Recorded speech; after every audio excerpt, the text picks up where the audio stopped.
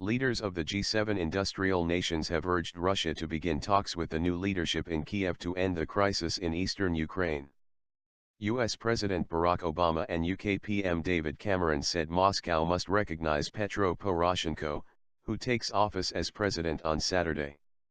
The G7 leaders meeting in Brussels said they were fully behind Mr Poroshenko. Later in Paris, Mr Cameron met Russian President Vladimir Putin, giving him a very clear and firm set of messages. The two leaders met in a customs area of the French capital's Charles de Gaulle airport. This was Mr Putin's first face-to-face meeting with a Western leader since the Ukraine crisis began. The status quo, the situation today, is not acceptable and it needs to change, Mr Cameron said. We need the Russians to properly recognize and work with this new president. We need de-escalation.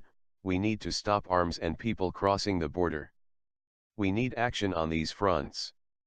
Mr. Putin has not ruled out a meeting with Mr. Poroshenko at a ceremony to mark the 70th anniversary of the D-Day landings in Normandy on Friday.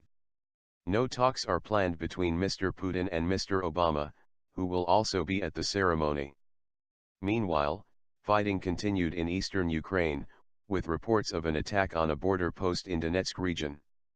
A convoy of vehicles carrying pro-Russian separatists was involved in the attack near the Mariinovka checkpoint, which has now been repelled by government forces, the Ukrainian Border Guard Service said.